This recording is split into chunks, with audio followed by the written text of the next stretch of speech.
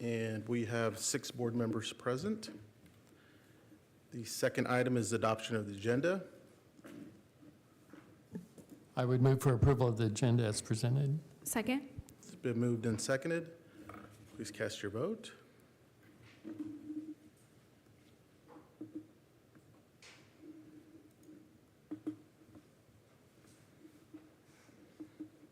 Motion passes 6-0.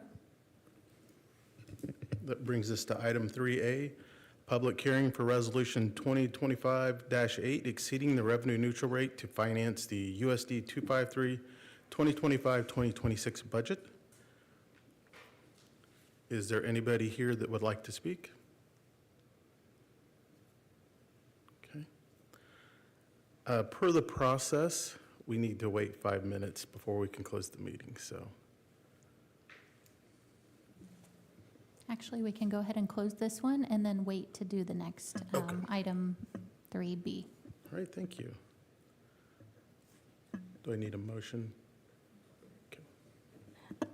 I move to adopt Resolution 2025-8, authorizing the exceeding of the revenue neutral tax rate to finance the US 253 2025-2026 budget as submitted, and close the hearing. Second.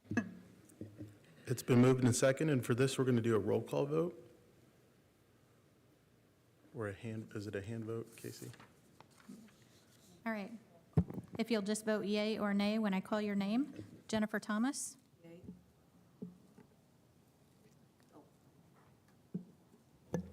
Yay. Thank you. Grant Riles? Yay. Lillian Linkenfelter? Yay. Leslie Sealy? Yay. Art Gutierrez? Yay. And Jamie Reaver. Yay. Motion passes 6-0.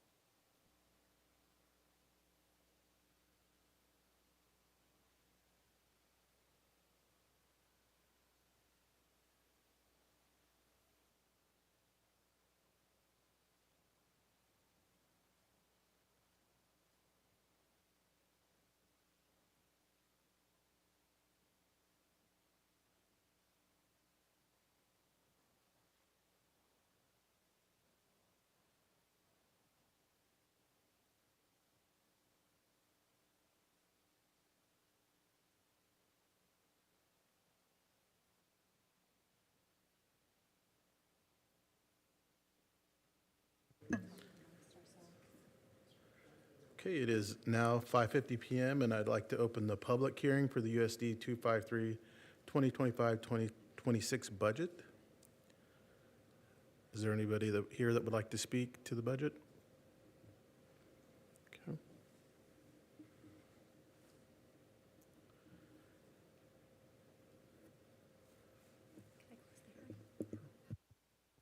I move to close the public budget hearing for the 2025-2026 USD 253 budget. I second. It's been moved and seconded. Please cast your vote.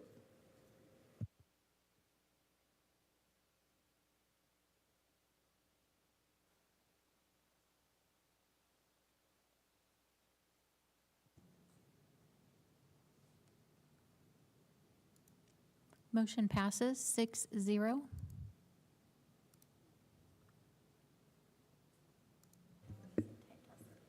Yes, and now we're going to hold off till 6 o'clock to resume the rest of the meeting.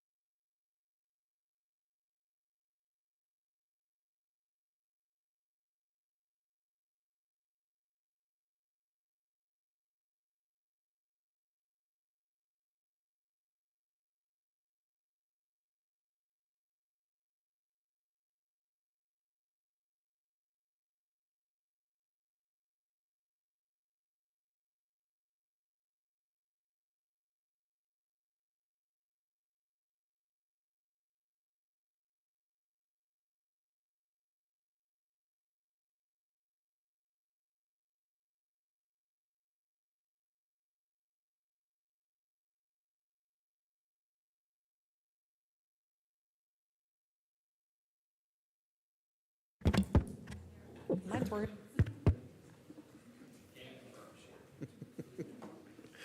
Okay, we're going to move to item 4A, public comments. Public comments will be allowed for a duration of 3 minutes, and speakers must sign up in person for public comment by 1 PM the day of the board meeting. Is there anybody here for public comment? Okay, We did not have anyone sign up. okay, thank you. Next is the consent agenda. The items on the consent agenda are considered by the Board of Education to be routine business items. Approval of items may be made by single motion, second, and majority vote with no separate discussion of any item listed. Should a member of the board desire to discuss any item at his or her request, it will be removed from the consent agenda and considered separately.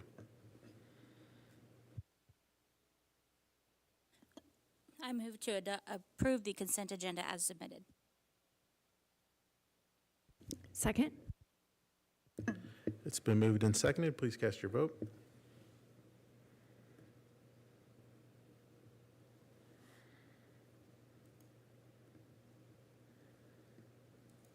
Motion passes 6-0. All right, thank you.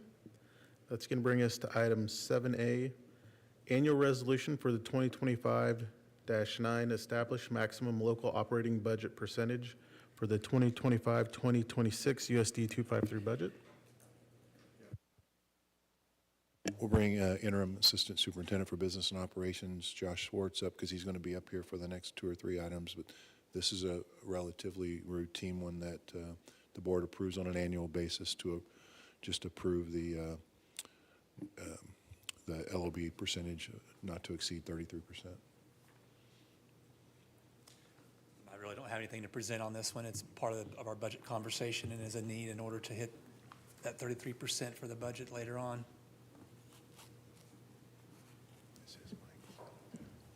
I would move to approve Resolution 2025-9 to establish 33% as the maximum local operating budget percentage for the 2025-2026 USD 253 budget as submitted. Second? Okay, it's been moved and seconded. Please cast your vote.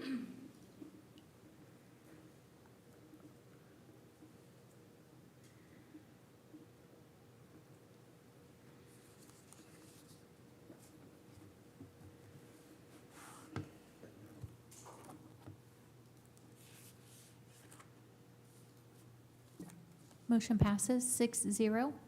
Okay, that brings us to 7B, adoption of the USD 253 budget for the 2025-2026 year. And our primary presentation would really focus on, this is the Code 99 that goes into the newspaper.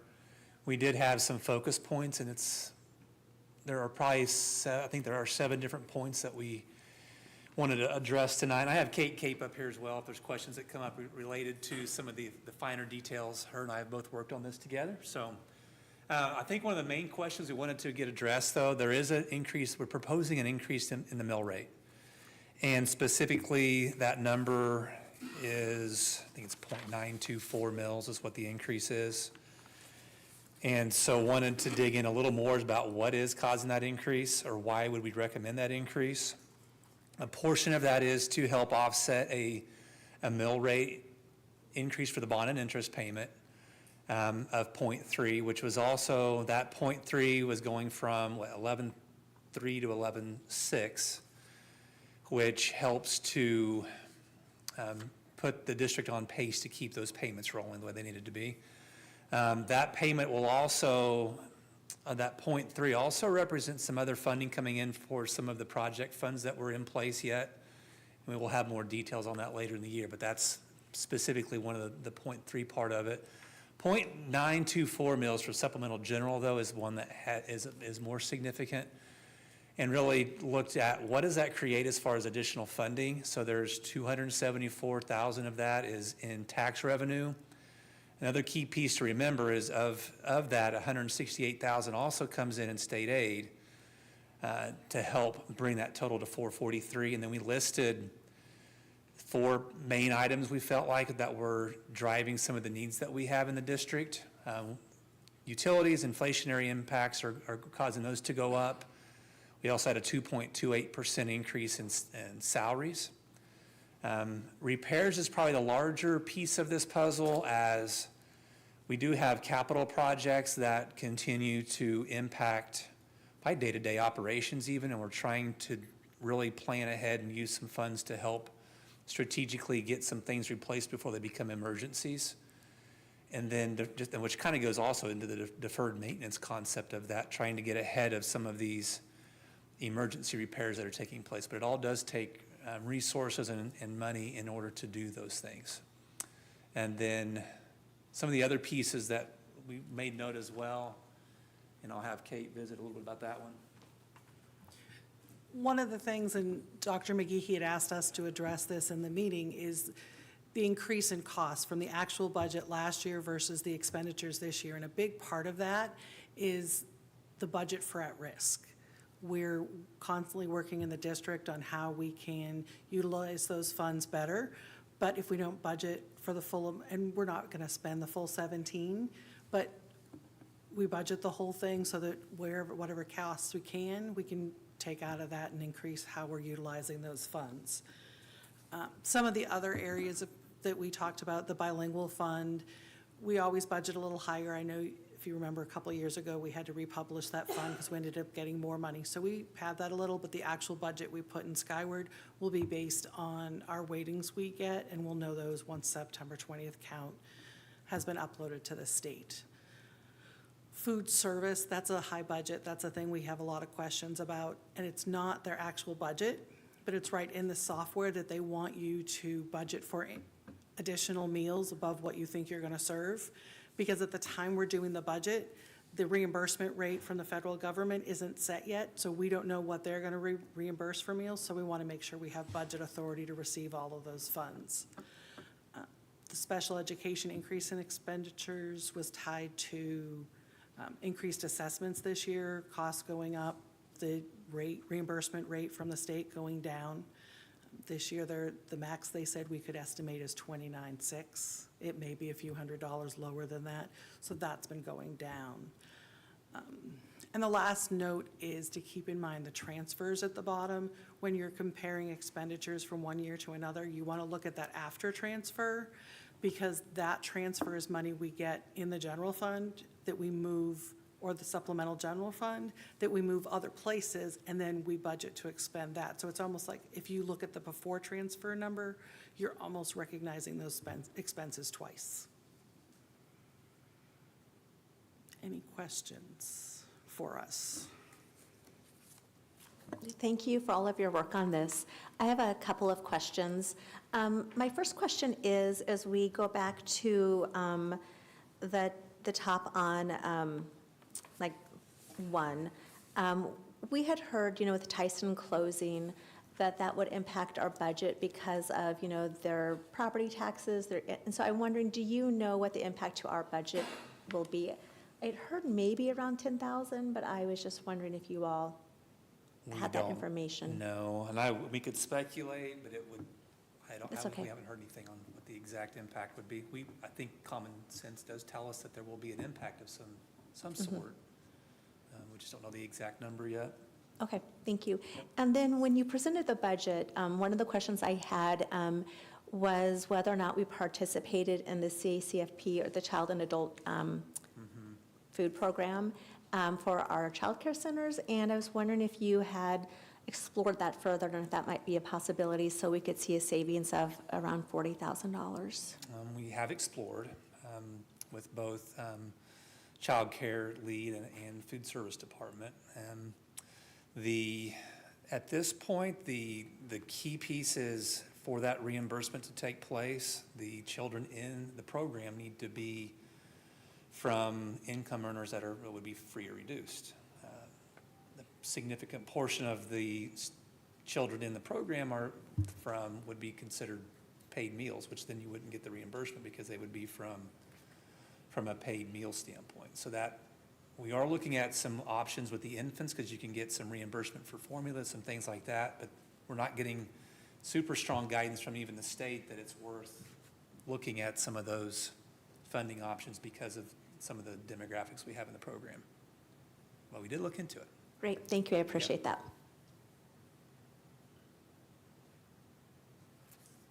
I don't have any specific questions on the budget, but I do appreciate the property tax explainer document. I think that's really helpful. It helped me kind of see like how much of an increase I could expect for my own taxes.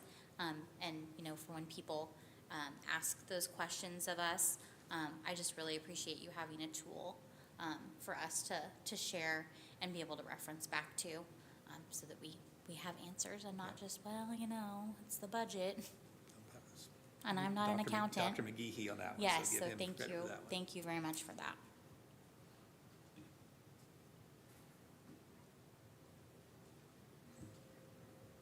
Okay, this is an action item.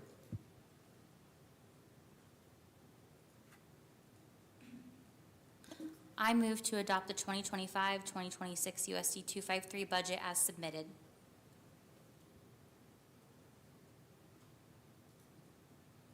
I'll second it. Thank you. It's been moved and seconded. Please cast your vote.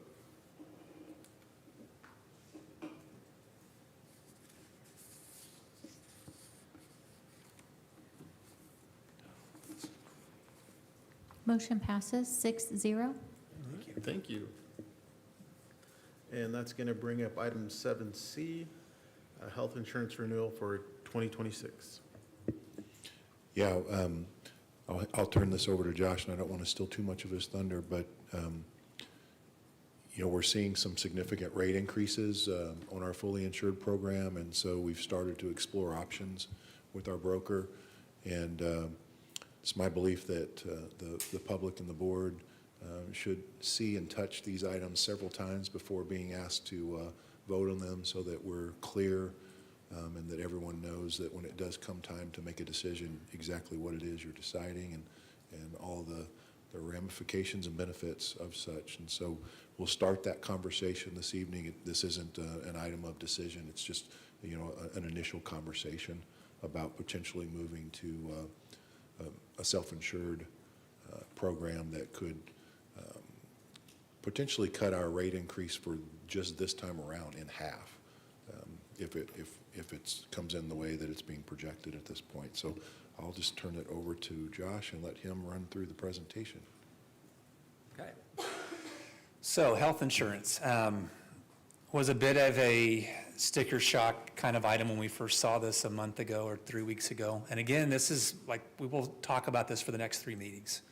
Tonight's just really trying to get a sense of where the group is with fully insured and versus self-funded, and kind of what the difference is between those two, and then just why go through this. And so the slides we have review some of the price increases, and just this, lots of numbers on this sheet, but our insurance is currently set up with 3 options. So when a staff member wants to choose insurance, they're going to choose option 1, 2, or 3.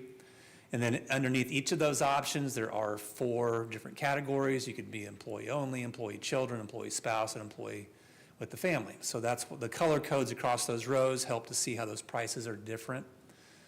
And then across, I'll just use the employee only of option 1 because it's the top row. We have a number of staff enrolled, so you can see how many are enrolled in each of those plans. And then which also, then we show a percentage of that, so you can kind of see the percent of that. And then across that row, employee contribution goes from 285, and then it goes to 515 with the current proposal that would have been, which is the same exact apples to apples plan, which collectively is a 26% increase when you look at the grand total piece of that. The numbers we see on this won't be exactly 26% because as a district, you pay for a portion of that premium. So the out-of-pocket may be way more than 26% even, because of that change is somewhat hidden in that benefit from the district. So really, that was probably the main reason we started looking at some different options. So column that 2026 renewal is apples to apples, and then the next column over, renewal with plan changes, shows how you can save a little bit of money for employees by adjusting how that plan looks. But with any plan adjustment, what you're doing is changing deductibles or changing the internal workings of that. So what you save on the premium, you most likely, if you use that insurance, you will end up paying more out of pocket in the long run. So you're not really gaining a ton of savings for the employee on that end. And then the very far right column is the one that would be that, I'm going to say self-funded, and it's going to be a partially self-funded, which has a different feel to it than a fully self-funded kind of thing. So self-funded is partially self-funded, and that increases quite a bit less. I think the overall increases on that were about 8%. But if you were to compare that, we put a dollar amount in, and Kate put a dollar amount in there to see what that change was, so you could see what that looked like. So that was really our why I look at this self-funded piece. And when you start looking at the out-of-pocket for staff, you can see there's a pretty significant increase if we don't look at something different. So questions on this slide? There's quite a bit of information here. I didn't know if I wanted to make sure we got those answered before we moved on. Okay. All right, so the next part of this really explains, or what we have learned, the difference between fully and self-funded plans. And I'm guessing insurance has been in front of this group a couple times, so I don't want to repeat something that has been shared a few times. The main thing for why we would want to go even self-insured, a lot of our claims are coming through the pharmaceutical portion of that puzzle. So that piece of pie that's on that middle part of it that talks about network, PBMs, stop loss, and then the TPA's third-party administrator. PBM is the pharmaceutical piece of that. And by going self-funded, we can start to shop and find some better ways to purchase that portion of the insurance. That's probably the quickest way I've learned where the savings comes from.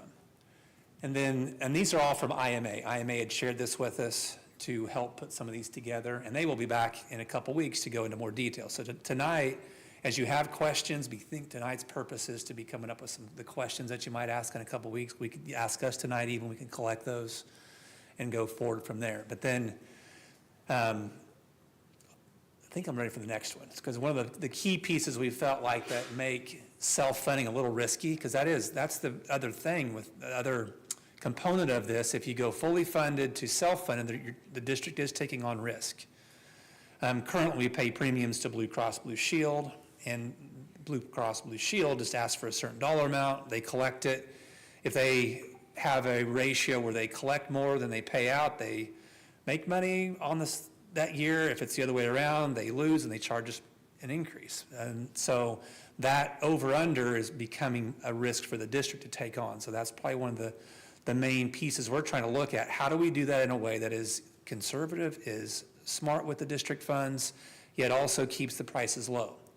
So two big pieces that go into self-funded, it has to do with the stop loss. So stop loss would be, from a big picture standpoint, it's like the deductible that you would have on your personal insurance, but this is more for our entire group, where if a claim gets to be above $75,000, $100,000, all of a sudden stop loss insurance kicks in, so the district is not paying more than that $100,000 every claim for that one person that's coming in. So that's like an individual stop loss. And then for the whole year is one that's called an aggregate stop loss. So that way your grand totals don't go above a certain dollar amount. Now, how do you collect the money to make sure you're at least hitting that gap between 0 and 100,000? If your individual is that's what the premiums are that you're collecting from the employees.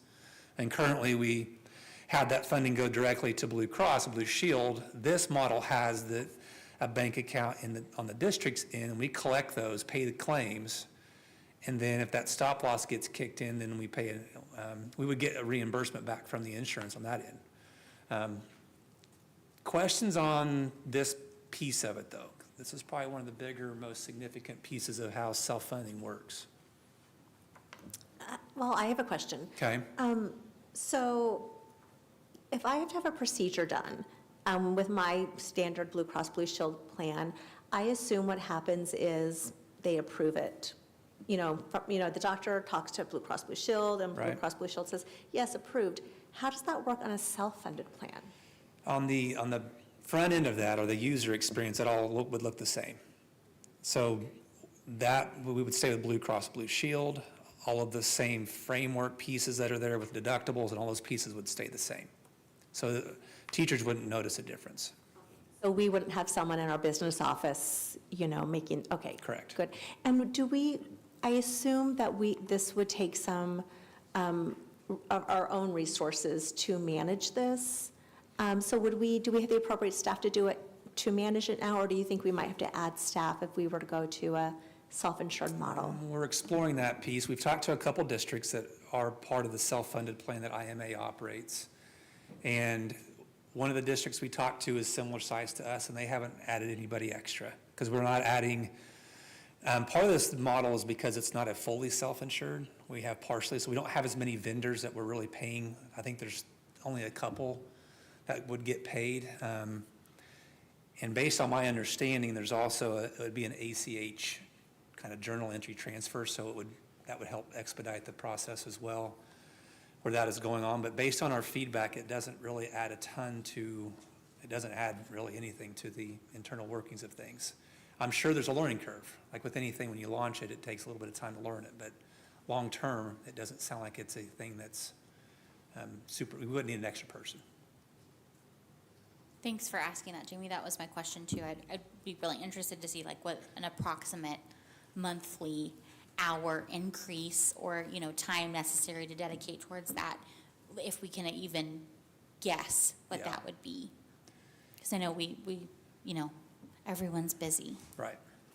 And I'll probably lean on Kate on this one, because this is probably more her question as well, asking the same thing, going, okay, how And many? I'm going to preface that with, I don't want Kate taking this on. Right. When you're already doing a lot of other things. Yes. So the district we talked to was very interesting. On the second district that I joined him in the meeting, they are a similar size to us, a similar number of staff in a similar plan. So the initial step that we're talking about taking would just be a partially self-funded with Blue Cross. So there's no change for the employees, and they would have a wire. So it's like about between 4 and 10 entries between the administration payment and then the once a week ACH that they'll take out of that special account.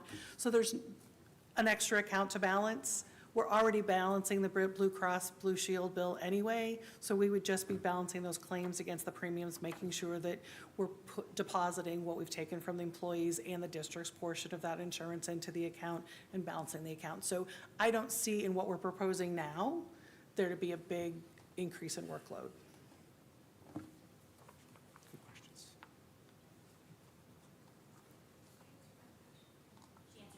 Okay. You did reference that you spoke to a couple of other districts. Can you tell us a little bit about their experiences? I don't know if you can share which districts they are, but I think I'd be sort of curious to know how it's worked for them. I think we could share.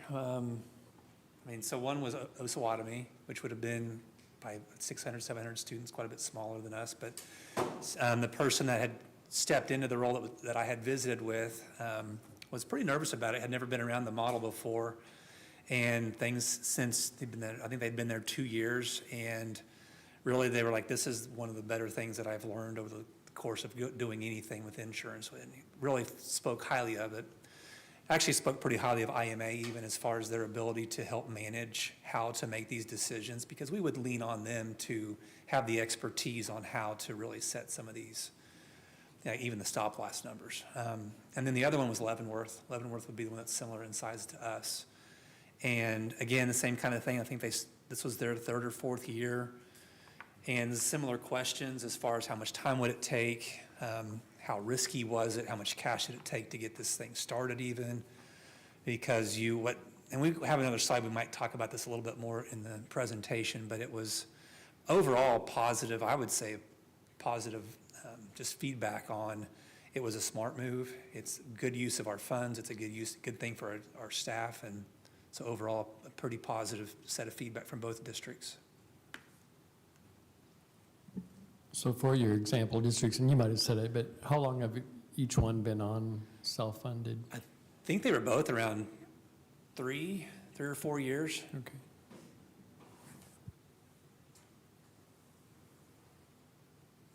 Next slide. I'm not going to spend a ton of time on this one. This was really just pros and cons. We've talked through quite a few of these as far as why you'd want to do this with control, and you can design some things differently. The downside would be, the cons would be some of that, budgeting for this and how that would work is one of those, and just the risk piece. I'm trying to think what else.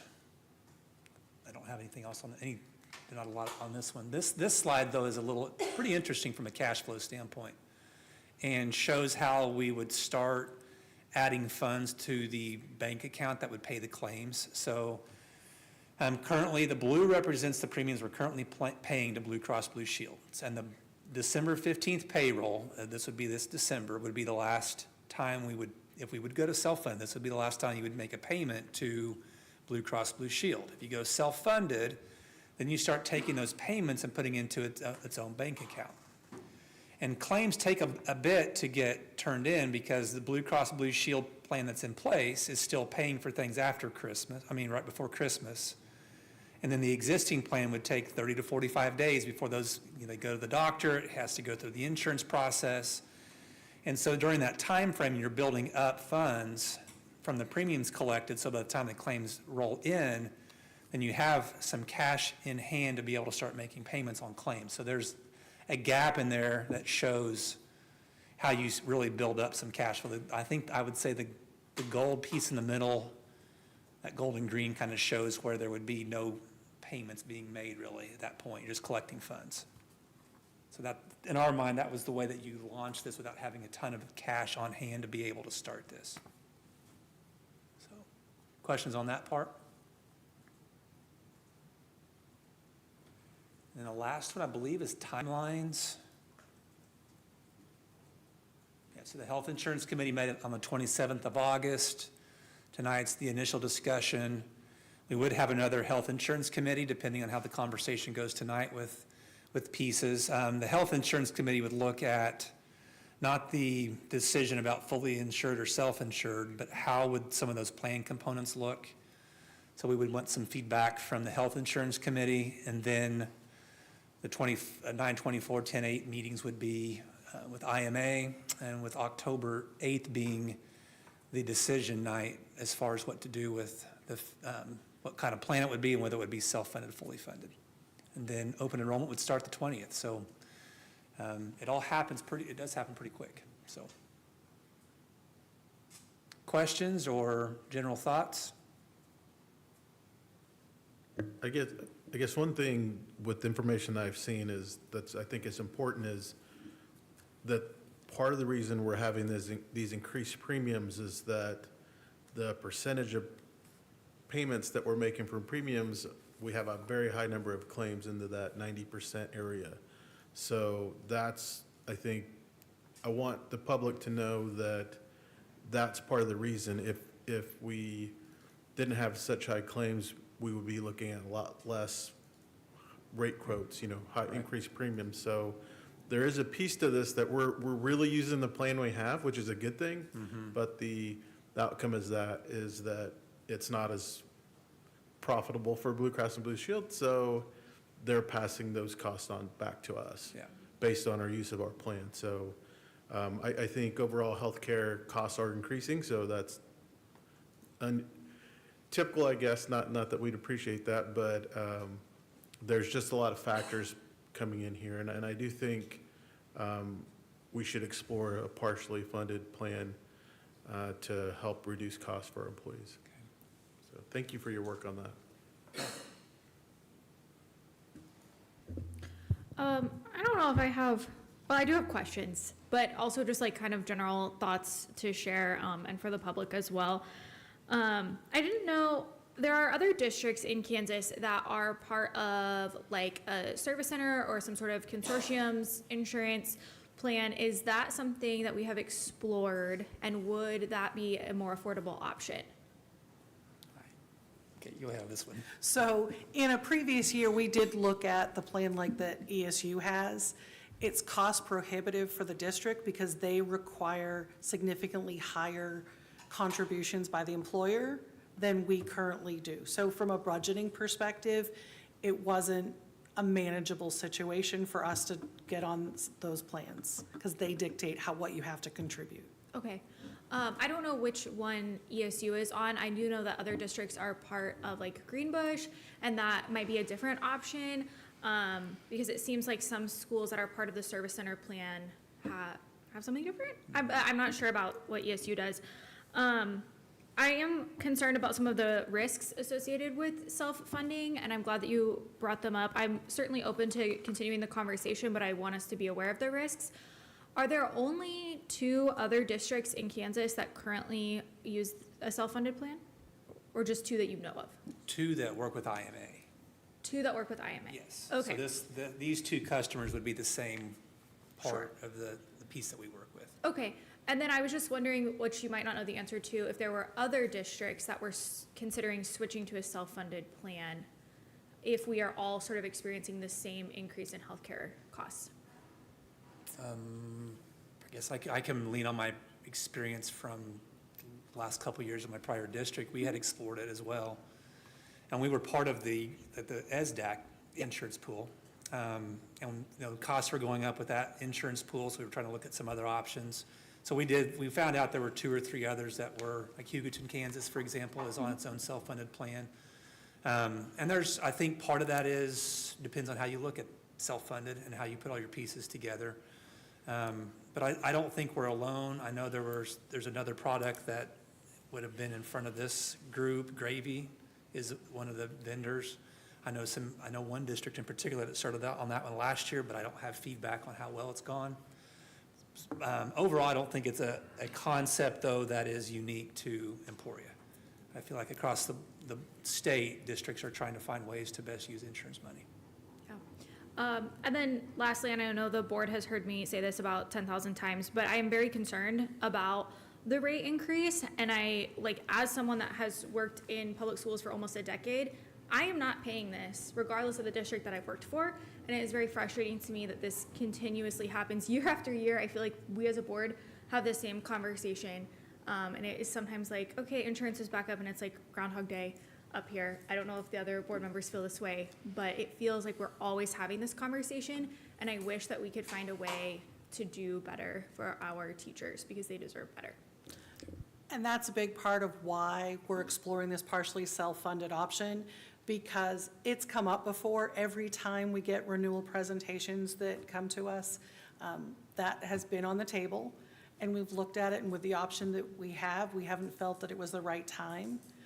But when they brought the renewal to us, our only options, our best option, was Blue Cross Blue Shield as it is, or changing plans, which the insurance committee, there were members of the people, there was not a lot of attendance at that meeting, but the people who were there shared concern that adding a deductible or raising your out-of-pocket max to reduce the premium wasn't benefiting the employees. And that's why we really are taking a deep look at this partially self-funded model, because there are benefits. Some of the drug rebates that right now they go to Blue Cross, we could share in some of those so we could get the benefit. And there are a lot of options that you can start finding ways for our employees to get their prescriptions at a lower cost.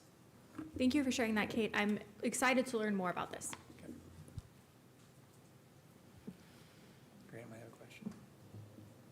I was going to, the examples you gave, like Osawatomie and Leavenworth, and I appreciate that. I was also just wondering, possibly with your contacts, if you know of any districts that were self-funded and have backed off that, and maybe why, so we're aware of what their concerns were on that. So, We can do some searching on that one. Go yeah, back. and I like the potential of this, Yeah. but just so we Double look at checking all things. sides of it. So. I thought it was interesting on slide 5 that has the pros and cons, the stability where it says employers rarely return to fully insured. I'd be interested if there's any specifics on that, especially that's just self-funded entities in general, but especially, like Grant said, knowing, well, is it pretty rare within school districts that they ever want to go back?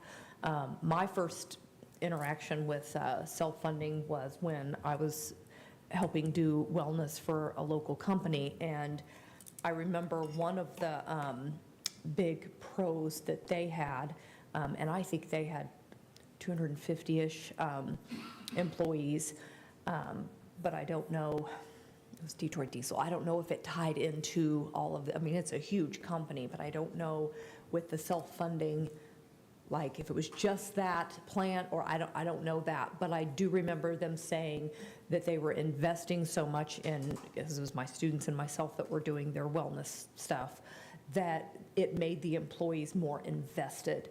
Like they paid more attention to their health, to their decisions, to their options, because rather than the money coming out of some magical pot in the sky, which is Blue Cross Blue Shield, and you hope that they're going to cover it, it was much more, well, that's our money that we're all putting in every single, and there's just kind of more accountability, in a good way, just more accountability. And then I don't know about you guys, but I'd like to hear more about the stop loss, because I do know at one point they had, and what are the odds, right? But they had a preemie birth and some sort of, I don't remember, it was kidney, liver, something transplant. And I mean, you can imagine with both of those, but, and I always was a part of their, insurance updates and meetings. And I remember that it was called catastrophic at that time. Stop loss is probably a little more soft in terms of the wording, but, to have two catastrophic cases that really add up quickly. I mean, it's eye-opening how fast you can hit that amount. So I'd like to know more about that on the off chance that, let alone multiple catastrophic things happen, when you've got hundreds of people, it is going to happen at some point where, boom. And that's the benefit of having the individual stop loss and the aggregate stop loss. So it minimizes your risk on each person as well as the plan as a whole. We did ask the question, not for specific districts, but about why employers leave self-funding. And that was one of the things they said is they cut corners on their stop loss and they had it too high and they had claims. So that has been one of the things that we're asking a lot of questions on is stop loss and making sure we're protected. This brings up another point that has to do with the slide with the horizontal bar graphs. If you go back from self-funded to fully funded, the opposite occurs, which I think is slide 6. So where you have that 90 days of not having any payments, well, if you flip back, then you'll start paying Blue Cross Blue Shield right away, plus you'll be paying claim payments on pieces that were in your self-funded plan. So you end up, what you were saving in that first 45 to 60 days, you end up needing cash, because you'll be doubled up for a bit. So that's another reason I'm sure why you wouldn't want to go back. So if you commit to self-funded, it does become a fairly, you don't want to do it if you think you're going to change in a year. You got to commit to it. And plus, we've learned also from Leavenworth and Osawatomie or any of them, it takes 3 or 4 years to see this work the right way. So that's another key thing to be thinking about. As I've sat here for 4 years now, and we talk about insurance. I don't know about any of you, but whenever I pay my insurance premium, I just think it goes into that magic pie in the sky and all of our claims get paid. And it's like sitting at this table that I realize that in so many ways, we're already self-funding, right? Like we know how much money we're putting in and we get to that 94, 96%. We just aren't assuming the risk. So I feel like we're already doing it, but, without the risk. So I think it would be an easy transition for me. There's just a couple of things on my mind. Like this rate increase is just so absolutely unacceptable. And it makes me angry just to be sitting at this table year after year. And I'm not blaming you, but just in general that we're here and our employees are paying the cost. And it's getting to be just too difficult to stomach that. I think it's also hard, and I'll save these comments for a couple of weeks when IMA is here, but also to hear through the summer months, oh my gosh, our numbers are looking great, we're going to be good, we might see a decrease, and so that sort of faux optimism has just been really frustrating because then we're here. And so I think we need to ask a lot of questions to get to the heart of how we got here, when in June and July, I felt like we were being told just a completely different message. I don't want to hold, put anyone's feet to the fire or point fingers. It's just we've got to stop because it's been what's happened 4 years at this table. and it is not fair to anyone because then we get blindsided like this. So I guess my one question is, earlier this year, we passed a policy that employees who exit our employment can have our health insurance, and paying for everything fully 100% out of pocket. And we passed that policy thinking nothing was going to change with our health insurance. And so I'm just really curious, and maybe you could think about this, get some answers for next time. But was that a great decision, or was that a really risky decision if we go into a self-funding model? It feels kind of risky to me. And so I would love to know also in some of those other districts, that have the self-funding model, do they allow their exiting employees to hold on to the plan to pay out of pocket? And does IMA recommend that as a good thing or a bad thing if we, continue to do it, through this next school year or beyond? We can bring that back. Thank you. My personal opinions on that is that we need to really revisit that decision, and that it is more potentially a negative than a positive. And I believe that it sets our district up for the opportunity that someone who's having a very difficult time finding insurance applies for a position and gets hired by the school district simply to access the insurance. Even though they may have to pay for it themselves, if they resign their position, at least then they have access, because you wouldn't be able to deny them based on whatever their health condition might be. So I think there are some potential risks and liabilities associated with that. I understand what the approach was about in the conversation. You're trying to keep maybe some of the younger folks that are leaving the district on, not just the retiring folks. That's a part of, I can say this because I'm retired from another district and I'm one of the old people now working here. But school districts in general, the way policy is, state policy, and that your retirees can stay on your plan. They're paying for the plan, but they are staying on it. You're absorbing, that 100%, 101% or whatever we end up at the end of the year. Oftentimes, you can tie a large portion of it back to folks my age or older that are still on that plan. Because as we get older, I can remember being a young teacher and not utilizing my plan ever, And as I've had hip replacements and things like that, I've been one of those folks that then used the plan. But I think it's not unusual, and I think Lillian's right. School districts in particular, and some other entities too that have similar mandates and requirements get into this. It's even exaggerated. These costs are exaggerated because of the way some of the just government policies work. And so, what you said, Lillian, here we are again, and but we're also consistently not negotiating the contribution from the district in IBB, because that is a negotiated item, and this is, I think, our third year of not negotiating that. So maybe we can talk about that this coming IBB negotiation, as well as in our cost containment committee we're talking about tonight, to see what we can do to reallocate and maybe figure out a way to contribute more as a district.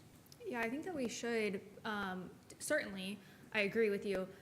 Yes, and I think that we have used that as maybe not an excuse, but as sort of it needs to come up in IBB, but then it never does. Here we are again. And I think that maybe excuses the district from having a conversation about how insurance affects recruitment and retention of teachers, because it is a factor that people look at when they're considering where to work. And if we say, well, it's up to the teachers to negotiate that on their behalf, they need to talk to the union, or we need to have that conversation in IBB. When we negotiated earlier this year, we didn't have these numbers. How are we to have an informed conversation during IBB when now school's already started? And I agree, it should be part of the IBB process. I think it's a bit of both, though. And I wasn't trying to place blame. No. If I can remember back to being here in 2023 and being in the business office, and while we didn't really know what our rates were going to be insurance-wise and so on. We knew what our rates had been. We knew what kind of increases they had seen, and all of the options that we presented to the IBB group then, and then coming out of IBB to the board, all included both you know, if we do this much on insurance, if we do this much on site, we did a variety of scenarios at that point in time so that everyone could see that, you know, these combinations eat up this much of the money that's available. And I think it's just a good practice for us to do that. You know, you're not looking at, you don't know what your rates are yet, but you know what you're paying and you know what your employees are paying. And so there can be consideration for, if we do this in IBB, from a salary perspective, you know, this is what we could afford on the benefit side, and just give variety of scenarios. And at that point in time, what we were doing is basically giving the employees the decision as to where they wanted the money that the board had to spend to go.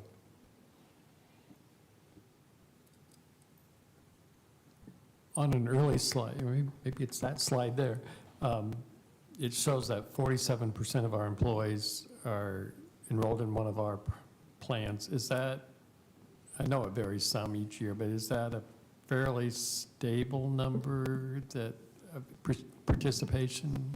So over the years that I've been working that and pulling numbers for IBB, it's been pretty consistent that it's about 50%. Okay.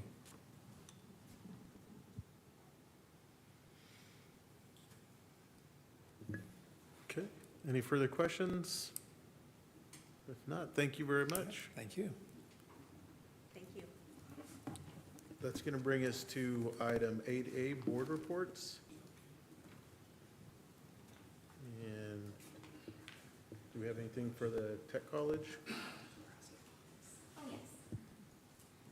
We had our meeting on Monday, and it was a relatively short meeting, I think a record-setting meeting for us. We were out before 5. We did have a RFP for a drone for our new precision ag program, so we're anxious to see where we can go with that with our Patterson Family Grant money. Infrastructure and insurance were also issues there, surprise, surprise. The Tech College has also chosen to broker with IMA for their upcoming year. And yeah, boilers, you know, all the fun things that we talk about here too.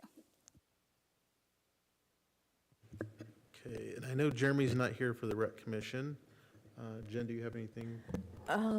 We have not met yet, so I apologize. I think we're going to meet soon, but I haven't received any information or minutes, so I think to wait. Okay, thank you.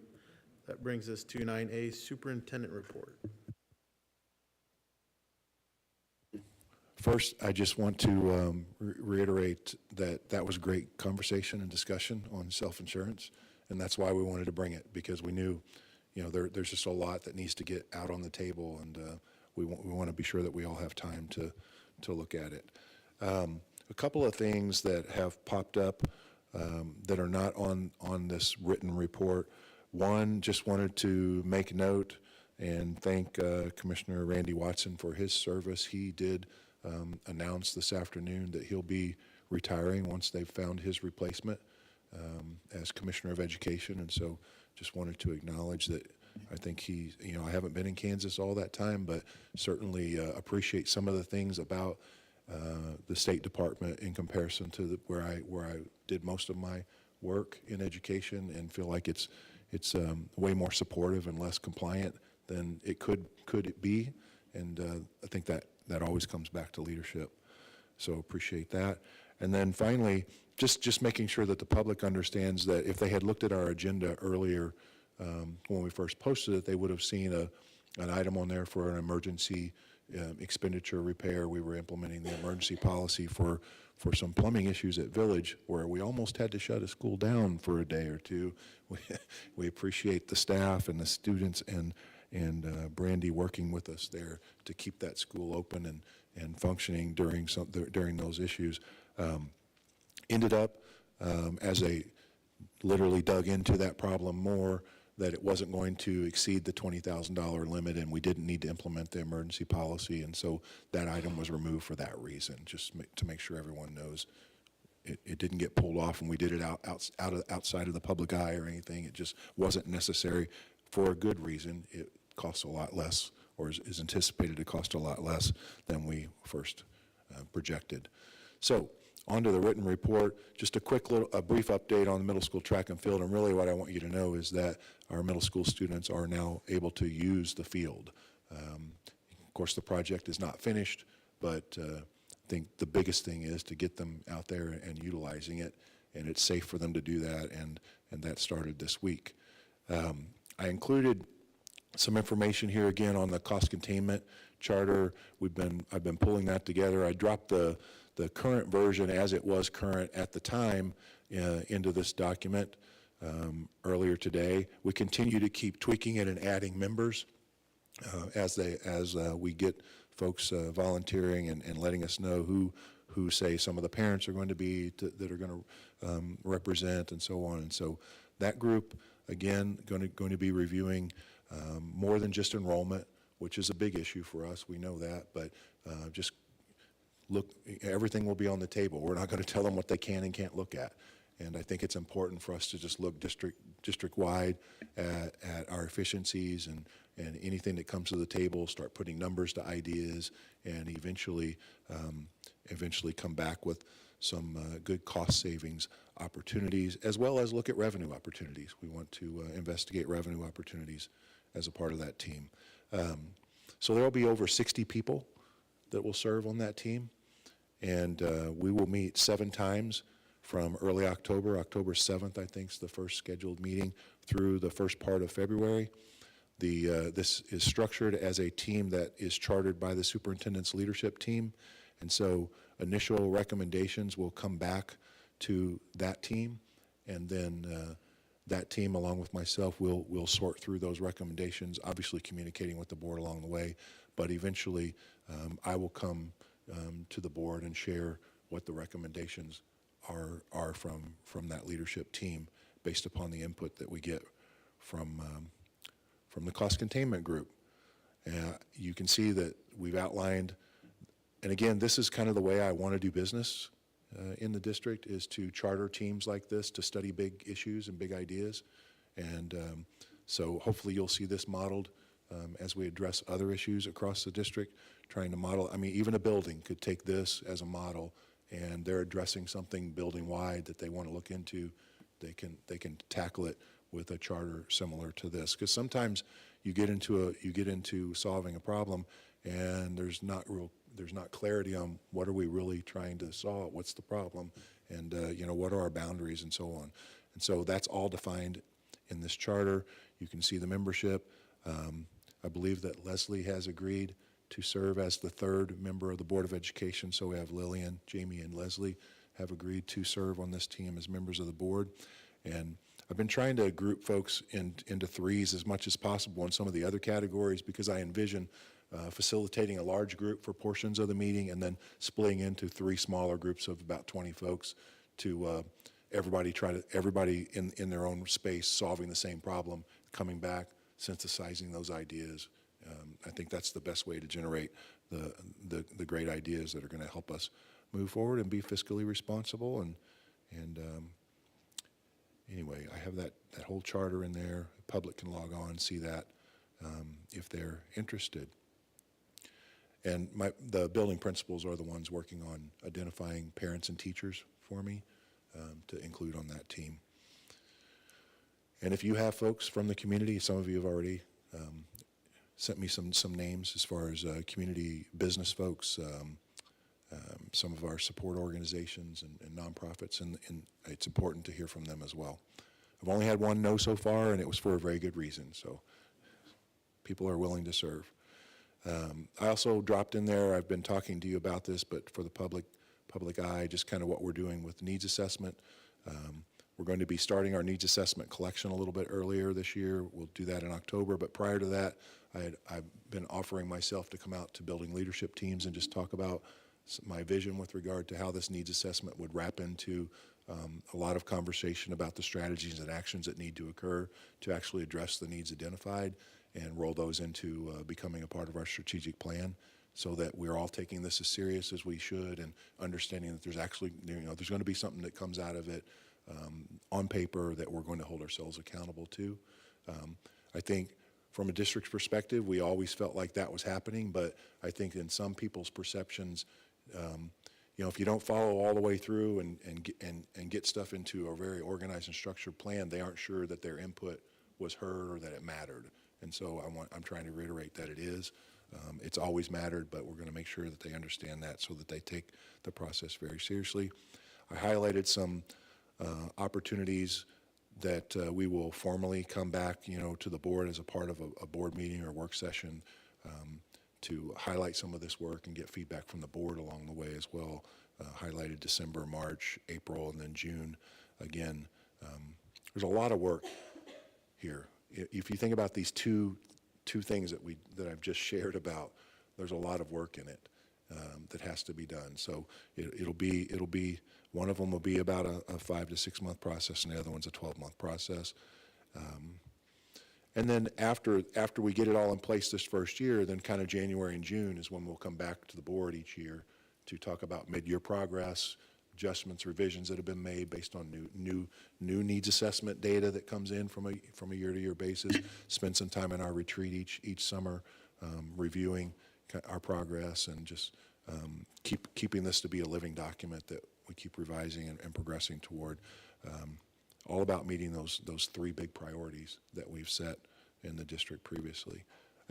Interesting to note, I shared this with the NEA group that I met with earlier this week. I can't remember which day it was, and I think the best compliment that came out of it was just thanking me for including the acronyms at the bottom.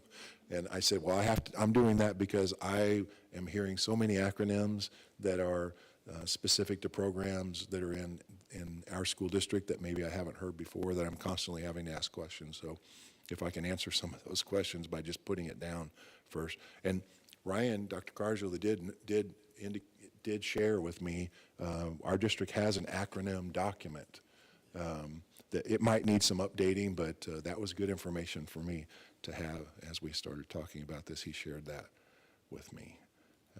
I think that is everything for this evening. Thank you. All right, thank you for that update. That's going to bring us to 10A, Executive Session, Superintendent Evaluation.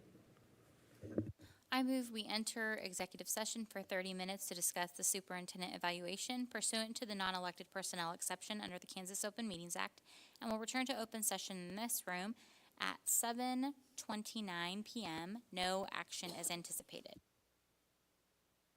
A second. It's been moved and seconded. Please cast your vote.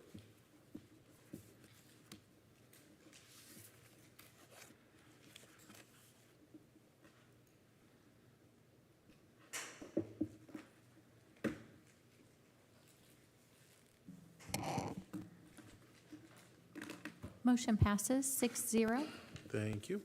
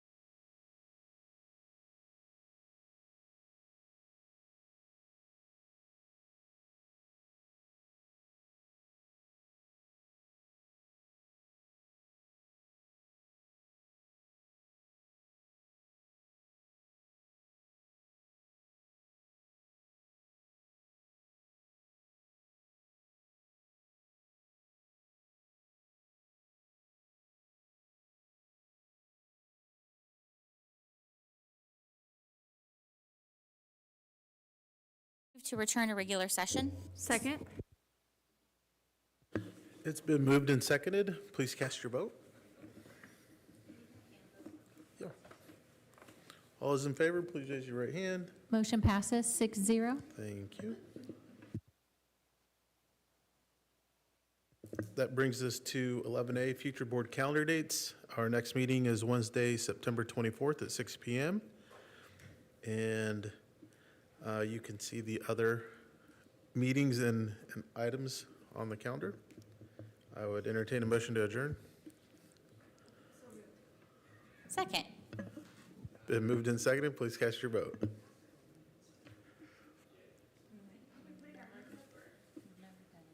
It's there.